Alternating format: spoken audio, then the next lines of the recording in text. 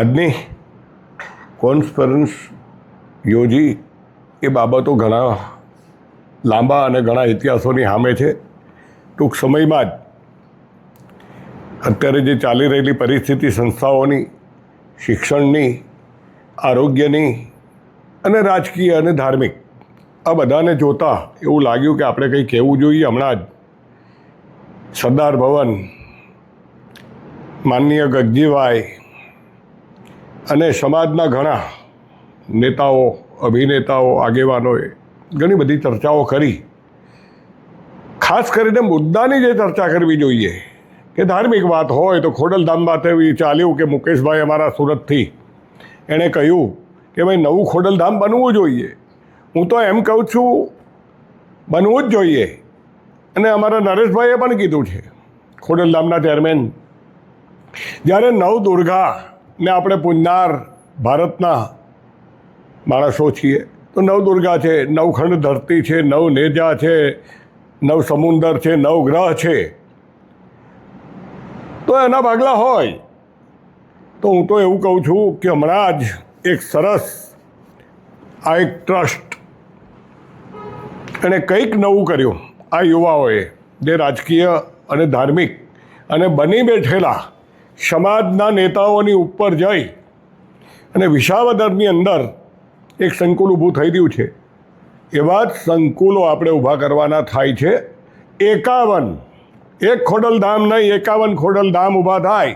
નાની નાની સંસ્થાઓ, લોકલ માણસો એના કારભારી હોય તો એ સંસ્થા આપણને કામ લાગે. આ તો બધું જ એક જણા પાસે હોય તો એ સરદાર ધામના નામે કોઈને બીજા રસ્તે લઈ જાય છે, કોકના ચાપલુસી બની જાય છે, કંઈક ધંધા કરે છે. એટલે આ ન થાય એના માટે 51 શક્તિપીઠ છે. તો ગુજરાતની અંદર 51 જગ્યાએ આવી વાડીઓ બને અને એના પ્રમુખો, એના ટ્રસ્ટ અને એના કારભારીઓ તમામ અલગ હોય, એવું મારું સ્પષ્ટ કહેવું છે. સાથોસાથ પહેલાં તો વ્યાસ લોકો ભવાઈ બજાવવા આવતા ગામડાઓમાંથી, બ્રાહ્મણો. હવે તો પટેલો ભવાઈ ભજવતા થઈ ગયા છે. અને પટેલો બી પહેલાં તો 1, 2, 3 કહેવા હતા કે ભાઈ આ પટેલ છે, કડવા પટેલ હોય, લેવા પટેલ હોય, કોળી પટેલ હોય, દરેક પ્રકારના. પણ હવે તો એ 5 વ્યાસો જેમ 5 પાચીકડા ગાય અને પટેલોને સત્ય કહી દેતા કે તમે ખોટા છો, સામાજિક આ છે જે એની તાકાત હતી વ્યાસ લોકોની. હવે અમારા 5 પટેલોમાં હું પોતે તો એવું કહું છું કે હું સરદાર વંશી પટેલ છું, લેવા પટેલ છું. બાકીની 2 કોમ નવી ઉમેરાઈ છે. એક દલાલ પટેલ અને એક ઘાંચી પટેલ. અમારા સુરતી ઘાંચીઓમાં એવું કહેવાય કે ઘાસ ઉપર ચકલી બેઠી, ચકલી બોલી ચી, ઘાંચી. અને એ ઘાંચી પટેલ હોય કે આ દલાલ પટેલો હવે સમાજની દલાલી કરીને સરદાર એવોર્ડની દલાલી કરવાની હોય, સંસ્થાઓની દલાલી કરવાની હોય, તો એ દલાલ જે પટેલો છે એને મારું સ્પષ્ટ કહેવું છે કે તમે આમાંથી દૂર થઈ જાઓ. તમારી કોઈ આવી લાયકાત નથી, સમાજ તમને કોઈ બોલાવતું નથી અને તમે સમાજ માટે કશું કર્યું નથી. તમે સમાજને તોડવાનું કામ કર્યું છે. માટે આ દલાલ પટેલ અને આ ઘાંચી પટેલ છે એને દૂર કરો. સાથોસાથ આ લોકો જો ખરેખર પાટીદારની ઓલાદ અને દીકરા હોય, એના વંશજ હોય તો કરે. શિક્ષણ ફ્રી કરવાનું સરકારને કહે, એનું આંદોલનમાં જોડાય. આરોગ્ય ફ્રી કરવાની વાતમાં આવે કે સરકારને કે ભાઈ 60 વર્ષ પછી આરોગ્ય ફ્રી કરી દો.